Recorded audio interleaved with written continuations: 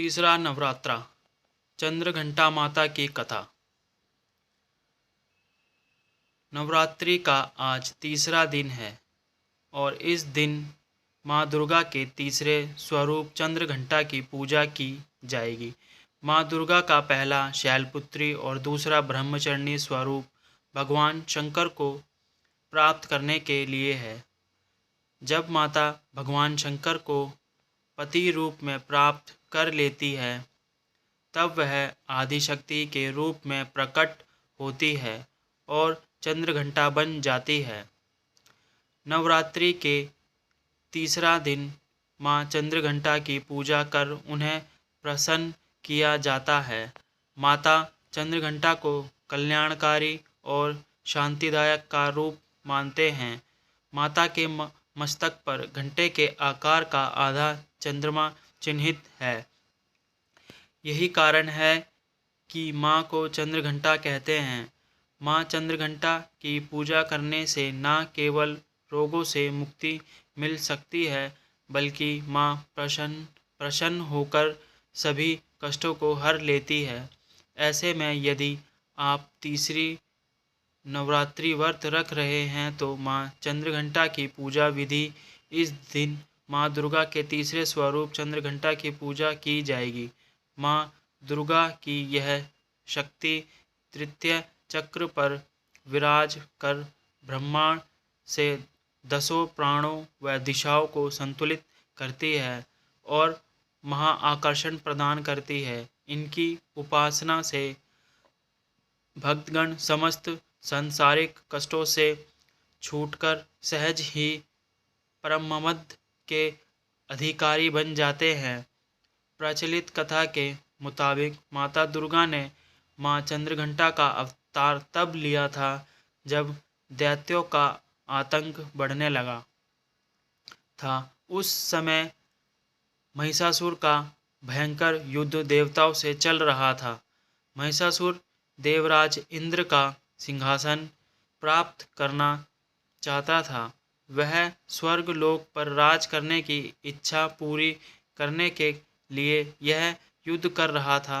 जब देवताओं को उसकी इस इच्छा का पता चला तो वह परेशान हो गए और भगवान ब्रह्मा विष्णु और महेश के सामने पहुँचे। ब्रह्मा विष्णु और महेश के देवताओं की बात सुन क्रोध प्रकट किया और क्रोध आने पर उन तीनों के मुख से ऊर्जा निकली। उस ऊर्जा से एक देवी अवतरित हुई। उस देवी को भगवान शंकर ने अपना त्रिशूल, भगवान विष्णु ने अपना चक्र, इंद्र ने अपना घंटा, सूर्य ने अपना तेज और तलवार और सिंह प्रदान किया।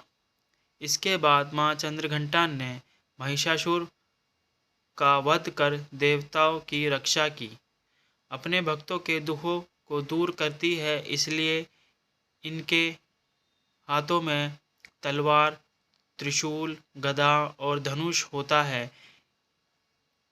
इनकी उत्पत्ति ही धर्म की रक्षा और संसार से अंधकार मिटाने के लिए हुई।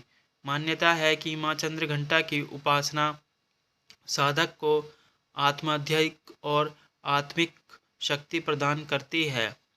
दुर्गा सप्तमी का पाठ करने वाले उपासक को संसार में यश, कीर्ति और सम्मान मिलता है।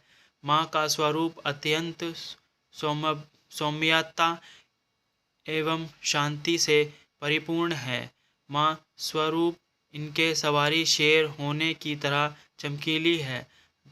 दसों हाथों में कलम और कमंडल के अलावा अस्त्र शस्त्र हैं। अपने वाहन सिंह पर सवार माँ का यह स्वरूप युद्ध व दुष्टों का नाश करने के लिए तत्पर रहता है। चंद्रघंटा को स्वर की देवी भी कहते हैं। इन देवी के मस्तक पर घंटे के आकार का अर्ध चंद्रमा विराजमान है, इसलिए इनका नाम चंद्रघंटा पड़ा। इनके शरीर का रंग स्वर्ण के समान चमकीला और महान सिंह है। इस देवी के 10 हाथ माने गए हैं और यह कलम, धनुष, बाण, खंडक कमंडल, तलवार, त्रिशूल और गदा आदि जैसे अस्त्र और शस्त्र से सुसज्जित हैं। इनके कंठ के श्वेत पुष्प की माला और शीर्ष पर रत्नजड़ित मुकुट विराजमान है। माता चंद्रघंटा युद्ध की मुद्रा में विराजमान रहती है और तंत्र साधना में मणिपुर चक्र को नियंत्रित करती है। वीडियो अगर पसंद आया हो तो वीडियो को लाइक और चैनल को सब्सक्राइब ज़रूर करें और अपने दोस्तों के साथ शेयर करें। धन्यवाद। Thank you for watching Shiv Dhun YouTube channel. Please support guys.